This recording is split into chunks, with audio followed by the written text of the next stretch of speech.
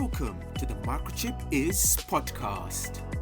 Join your host, Mike Maynard, as he learns about the technologies, products, and people that make microchip technology what it is today.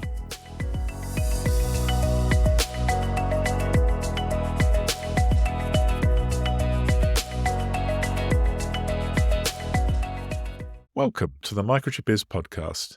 I'm Mike Maynard, and I'll be finding out what makes Microchip such an exciting company in this podcast series. Today, I'm talking to Bob Zona. Bob is the Senior Product Marketing Manager at Microchip. Welcome to the podcast, Bob. Thank you. Good to be here. And it's great to have you on the podcast. So, can you tell me a little bit about your role at Microchip and what you do? So I'm responsible for the outbound marketing team for the timing and communications group. We're responsible for all of our digital marketing programs and website. In addition, I have a team of regional marketing folks that are spread around the globe to help sales and customers to pick the right solutions for their timing needs. So it's all about timing. Can you tell me a little bit about the timing products Microchip makes? So Microchip has a very wide array of timing products, the widest portfolio in the industry, really. Everything from simple crystal resonators through network synchronization chips and software, and all the way up to timing systems that provide timing reference in telecom networks and other applications, data centers, power distribution. Yeah, timing's basically providing a clock to a board or a system. So one thing I'd like to know, is that just a commodity thing? Or do suppliers offer very different products and technologies? So if you pick one particular slot on a board, often there are multi-source products that could easily replace each other, but that's really only in the simplest parts of the timing system. If you look at the timing solution or the clock tree for any given board, there's really more to it than a single clock in most of the time. And when you look at the different ways you can put those solutions together, then they're not by any means commodities. There's differences in performance. There's differences in the way the system is constructed so that you can put together highly specialized solutions for different applications. Interesting. You mentioned clock trees. Can you explain them and try and tell us why in some places within that tree you'll need specialist products? So we call it a clock tree because most systems need more than one clock. And most systems have one or more reference timing coming in externally or from chips on board. And so the clock tree is really a branch structure that takes those reference clocks and cleans them up and redistributes them or changes the frequency to provide all the different clocks that are needed in the system. Could be timing for PCIe, could be timing for Ethernet, could be system clocks for the SoCs or, system on chip that are on the board. So it could be a complicated network. And then there's many different ways to use timing solutions to put those clock trees together. That's really interesting. You've talked about this wide range of products that fits all the way across the clock tree. But I'd like to know, is there a particular strength Microchip has in the timing market, something you do particularly well? I think there's two parts of our portfolio that really stand out head and shoulders. The first one I'd mention is the network synchronization. So as the telecommunication networks have need more precise timing to support 5G mobile networks in particular, the requirements are very tight. Microchip has a network synchronization portfolio that includes very low jitter PLLs and software to implement IEEE 1588 network synchronization across the network. Our software is the most deployed in the industry, so it's highly trusted and been proven for many years and provides the best performance for the network under IEEE 1588 synchronization requirements. So I think that's one area where our portfolio really stands out from the crowd. The second one is with MEMS oscillators. We call them MEMS. It stands for micro electromechanical systems. And this is a technology that's different from the traditional way of building oscillators. I think it's really a disruptor in the industry. Traditionally, you would build oscillators using a small quartz crystal. It has to be tuned to a particular resonant frequency. So every time you need a different frequency, you need a different customized crystal.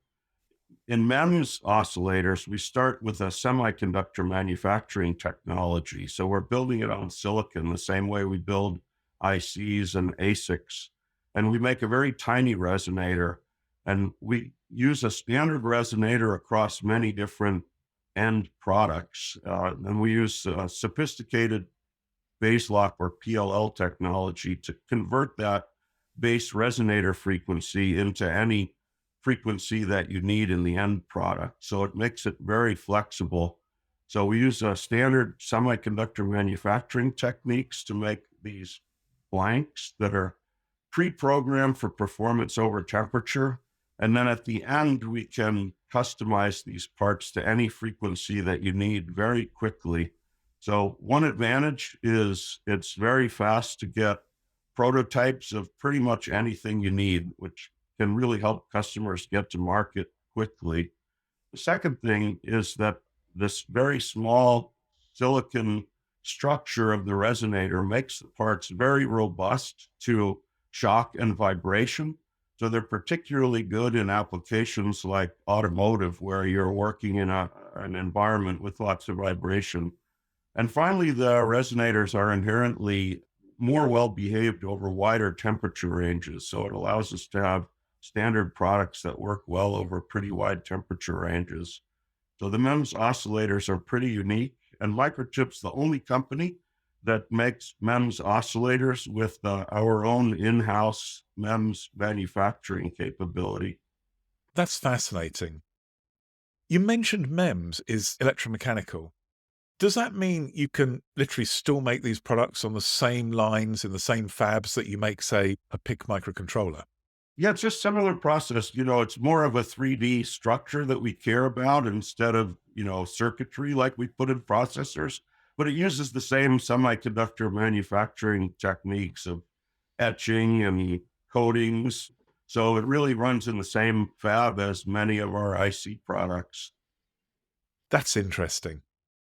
You're the only vendor actually making these products yourself. Why is that? Is it something difficult that you can do, or some unique technology that helps Microchip create these products that other people can't manufacture?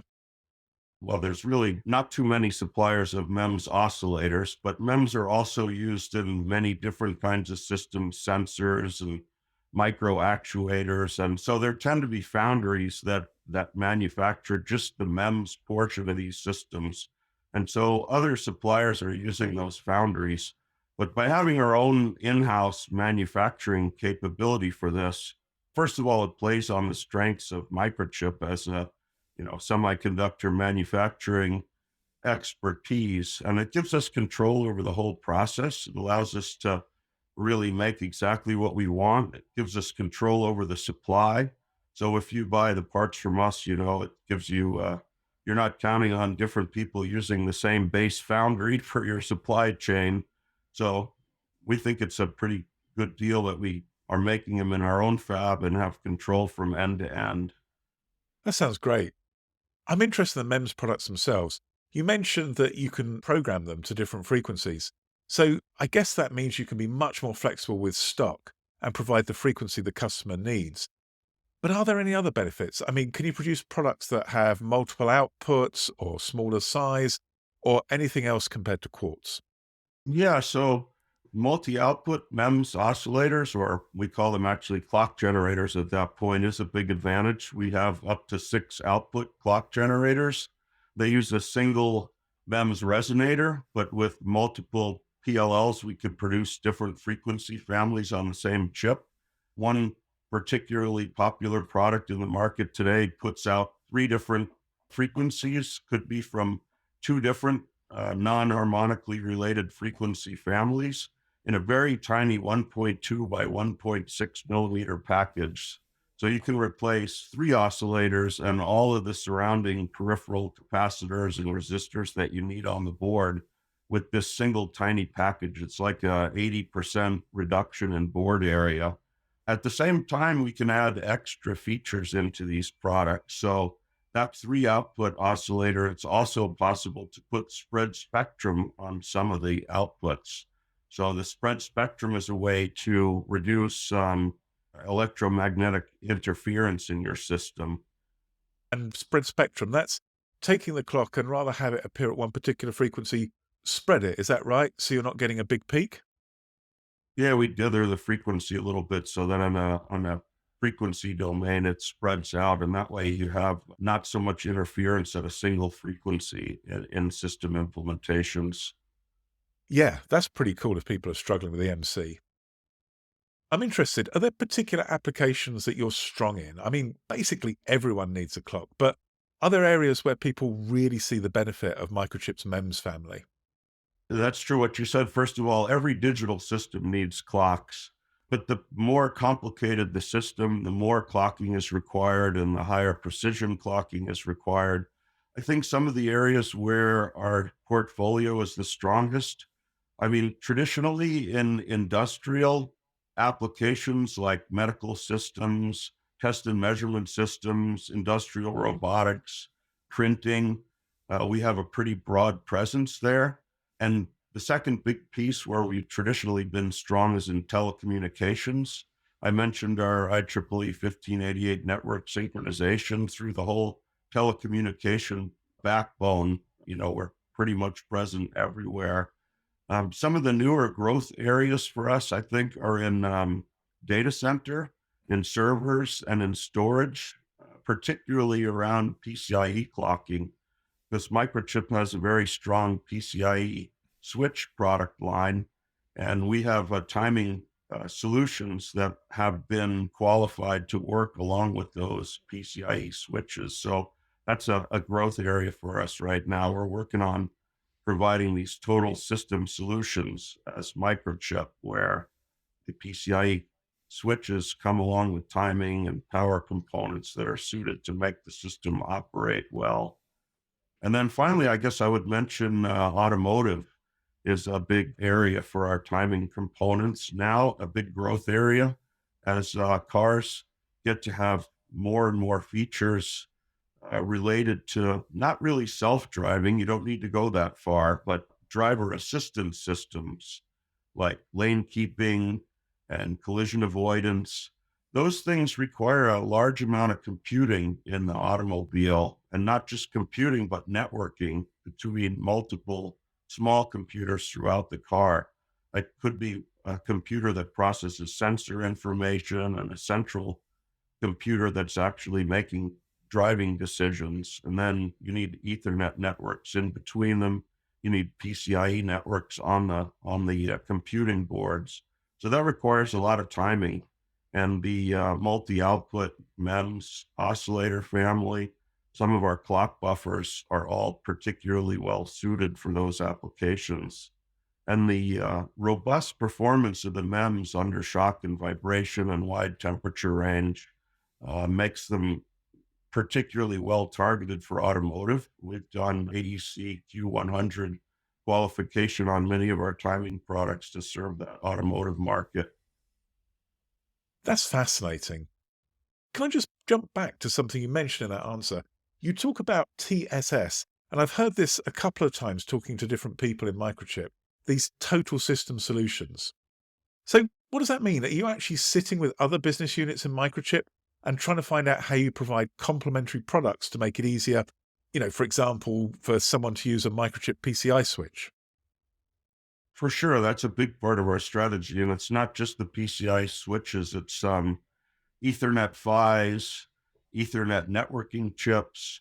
It's even MCUs. Many MCUs need some kind of clock beyond just a simple one. And so we've worked with all these business units one-on-one. First of all, marketing to understand roadmaps and what's coming, and then engineering to really plan out the best clock trees for these products and test them out, so that when you buy an FPGA from Microchip or a PCIe switch, you can find in the reference documentation a recommended timing solutions that have already been tested and approved, and really reduces your system risk and your time to market if you use those recommended solutions. That's really cool. I'm sure it's going to help a lot of engineers to know that when they design products, there's actually timing solutions to go alongside the components they're using. One other thing I'm really interested in is you mentioned a couple of times the system level solutions, the rack mount systems that run timing for networks. Is this driven from the expertise in timing on the semiconductor side that's meant you can build system level products that are better performance, or are there other reasons why you're in that business? Well, the system products have been around for a while. I think that whole product family's really evolved over time to a really strong position in the marketplace. And those systems, use primary reference clocks to provide timing accuracy for a whole network in telecommunications, or for a whole data center, or for a whole power distribution network. And so they use some of our timing components inside, but I think the system knowledge to put those together is really a whole different skill set. And there's a team in Microchip that's known as, I believe, the industry leaders in that area. That's really cool. I'm aware of your time, so let's bring this interview to a close with a couple of final questions. One of the things I'm always interested to know about different Microchip business units, are there any really cool, fun, or unusual applications for your products that you've seen? There's actually two things that come to my mind. One that I haven't really talked about, but the Vectron oscillator products that are part of Microchip's timing portfolio, they've been around for a long time. I've always been a space buff. When I was a little kid and the Apollo missions were going on, my mom would let me stay home from school and watch the launches and the shows that they'd put on from orbit, and the moon landings in particular. Microchip oscillator products have been in many of the space missions since the very beginning, I think, even with Mercury and Gemini, and all the way up today through the Mars rover. And pretty much every space ship that's ever gone up has some microchip timing in it, in addition to other microchip components, by the way. So I find that particularly fascinating because it's always been front of mind for me. The second one I think is cool. I've already talked about the automotive. I think it touches your everyday life in a way that's things become modern, and these self-driving cars that it was science fiction when I was a kid, and now it's kind of coming to reality. And I think the fact that our timing products play a big part in that, I think that's also fun for me. I love those applications. And actually, I'm talking to both the automotive and aerospace and defense business units in this podcast series. So hopefully I'll be able to hear more about other products in these cool applications. One of the things we do like to end with is something that, listeners can take away and use. Can I ask you, Bob, what's the best engineering advice you've got for somebody who's designing a timing system? So I've talked a lot about the total system solution and clock trees. And so I think it's really not to just go bit by bit and pick a clock and pick a buffer. It's to really think holistically about the whole timing need for the board that you're working on, and really pick a solution that puts it all together and can optimize. If you can use a MEMS clock generator to generate a few different frequencies, you can save a lot of board space and possibly some cost as well. And you can ask for help from our experts. There's many ways to reach them in order to help you optimize that timing solution. That's awesome.